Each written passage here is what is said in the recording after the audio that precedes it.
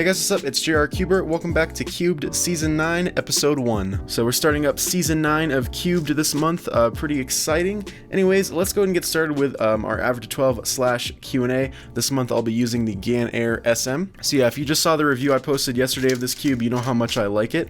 So let's go ahead and get started. So the first question comes from Bolt the Cuber. How long did it take you to learn full PLL? Also, do you have any tips for people with under 100 subs to get to 100? Also, I just wanted to thank you for making videos that inspire me to keep cubing. Well, thank you very much. So if I remember correctly, PLL took me between 6 months to a year to learn, and that's mainly because I learned like half the algs in like a couple weeks, and then I just waited a really long time to learn the rest. So also tips for getting to 100 subscribers. I can always say like generic things like consistency and, you know, good lighting and video quality and stuff like that.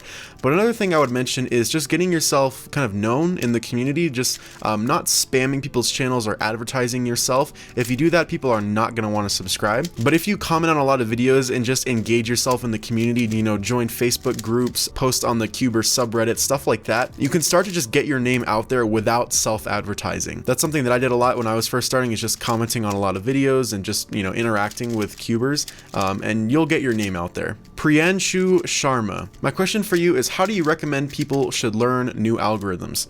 So learning algorithms is pretty simple. What you really want to do is just do the algorithm slowly a whole bunch to get your finger tricks down, and then as you become more comfortable with those finger tricks, you can speed up and start doing it faster and faster until you don't need to look at the algorithm itself anymore to do it. And then with continued practice, it just becomes muscle memory. Shelby G. Do you set aside time to practice cubing often, or do you just pick it up every now and then? So I actually cube a lot more now than I was like about maybe 6 months ago or so. So usually I just cube whenever I feel like it, which is pretty often, or just whenever I'm breaking in a puzzle for a review. Tim Y, the Cuber guy. If you went and randomly grabbed any puzzle from your cube shelf, do you think you would be able to identify it within 5 seconds?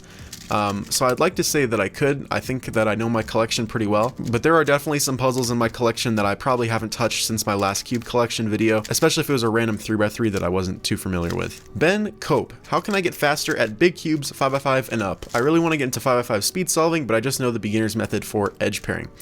So for edge pairing, I'd recommend Free Slice. There's a lot of good tutorials out there. I know some people have had a hard time learning it, but it just came really easily to me. It might not for you, but I definitely recommend trying to learn that for edge pairing. And then for other tips, I know Kevin Hayes has a really great video about it, and I would recommend watching that because he's going to explain it better than I could, and we don't have enough time in this Q&A. Joshua Chen, Speedcuber.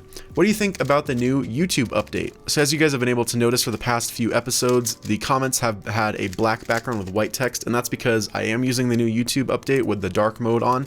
I really like it, actually. I know a lot of people haven't really liked it, but I guess I've been using it long enough to have gotten used to it now, and I think it's a great update. It matches a lot better with the mobile version, and it's just a nice new look for YouTube that I don't mind at all, really. So those are all the questions I can answer today. If you had a question that didn't get answered, you can leave in the comments, and I might answer it next month. Also, if you have a new question, you can leave in the comments below as well.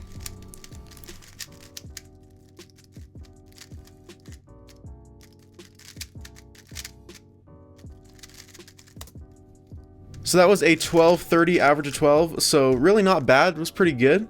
So yeah, the SM performs really well. I'm really enjoying solving with it. So let's go ahead and move on to this month's challenge. So this month's challenge comes from Nano Cuber, and he challenged me to solve a mirror blocks one-handed. So this should be pretty fun. He didn't provide a scramble, so I'm just going to use a regular 3x3 scramble.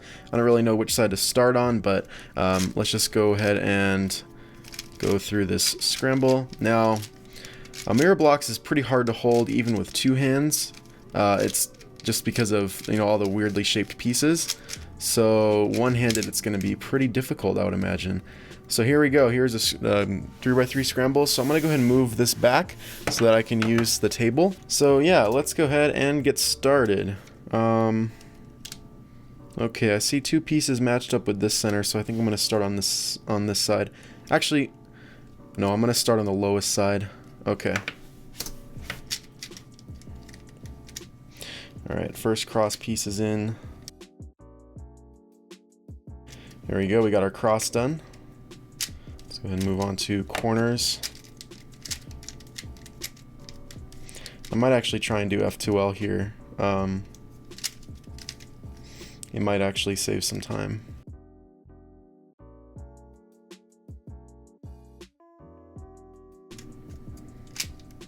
Okay, we're on last layer now. Two of the edges are already up. let's go ahead and get the rest of these ones up. Oh, one more time. Okay, now we have corners. Okay, looks like everything's in the right place, so let's go ahead and orient.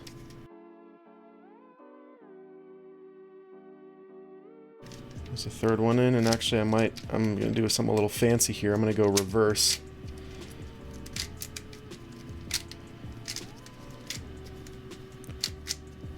There we go. 4 minutes and 12 seconds for one-handed mirror block solve. Wow, that was pretty hard. It was really hard to grip onto this last layer to do those D-turns for the last layer corner orientation. So yeah, that was a good challenge from NanoCuber. So NanoCuber got 4 minutes and 46 seconds on that challenge, so I won, but not by a huge amount, so he did a good job as well. Anyway, thanks to NanoCuber for sending in the challenge. If you guys want to send in a challenge for next month's video, then all you have to do is record a video of yourself doing the challenge, and then leave a link to that video in a comment down below. Anyway, that's all for this month's challenge. So on to cubing news. We're going to be going through all of the cubes that were released this month along with world records. So starting off with cube releases, we've got the Mofang Jiaoshi Mini 3x3, which is a 4.5 centimeter cube or 45 millimeters. Then we've got the mass-produced Goguan Jinghen M 2x2. Then we've got the Diane 12-axis puzzle ball. So I got this in my last non-WCA unboxing, and it's a pretty weird puzzle. You can go check out that video if you want to see more about it. Then we've got the Mini Volk 3, which is 4.74 centimeters. Obviously it was sized this way because of Matt's Volk 4.74 former world record. And it's a little bit too small for a one-hand cube, and a little bit too big to be like a mini cube, like a keychain cube kind of thing. So yeah, it's a weird kind of size, but it's pretty cool. I'd also got this one, and it's turns nicely, turns just like a Volk. Then we've got some more Mofang Jiaoshi Mini 3x3 cubes. We've got a 3.5 centimeter one, which is also actually has a keychain attached to it, and then a 3 centimeter one, which also has a keychain attached to it. And we've got the Shengshao Gem 5x5. This one only comes in stickerless and is $9. Then we've got the Mofang Fisher Time Wheel. I also got this in the non-WCA unboxing, and it's really, really awesome. It's a fun puzzle to solve, and it just looks really cool too. Then we've got the highly anticipated GAN 356 Air SM. I've already uploaded my unboxing and review of this puzzle, and so if you haven't seen either of those videos, then you can check those out to see what I think about this cube.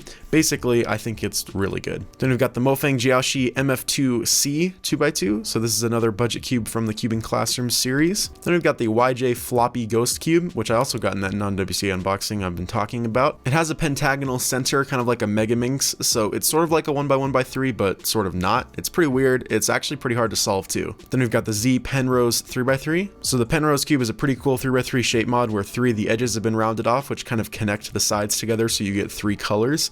I also unboxed this one, and it's pretty fun to solve as well. Then we've got the Whit Eden Octahedral Mix-Up 1. So this appears to be a 3x3 shape mod.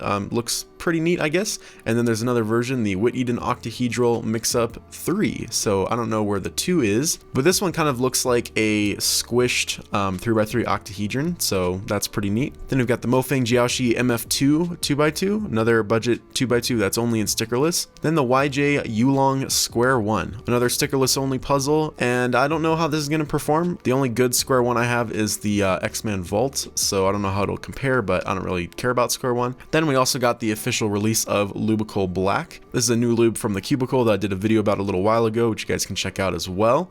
It's a really, really awesome core lube, so yeah, if you guys want to get that and try it out in your puzzles, that's available now. Also, the Mofang Jiaoshi Fisher Windmill Cube. It just looks like a Fisher cube that has been bumped on one axis, so I don't know where the windmill part comes from, but that looks like a pretty neat shape mod as well. Then we've got the Qi Wuxia 2x2 and the Qi Wuxia M 2x2. So this is the 2x2 in the Wu line from Qi. The Wu line from Qi has a lot of great puzzles like the Wu Chui, the Wu Shuang, the Wu Ji, the Wu Hua. All of those are really nice cubes. So now we finally have a 2x2 with the Wuxia. I think that's how you pronounce it. So yeah, I think I've already gotten this cube. I have a package from the Cubicle right now that's waiting to be opened, and I assume this is in here, so I'm sure an unboxing will be up of this pretty soon. Next up, we've we've got a mass-produced Wuji M from Cuber's Home. I might actually have to get this puzzle because I've been wanting a black Wuji because I prefer black to stickerless, and a magnetic 7x7 would be really cool. I don't have one yet. Next up, we've got another puzzle that a lot of people have been excited about, which is the Mofang Jiaoshi MF3RS 2. So the MF3RS was a budget cube that I never got, but a lot of people actually really liked, so it became a really popular beginner's cube because it was really cheap and it was really good as well, apparently. So this is an update to that. It's an $8 3x3,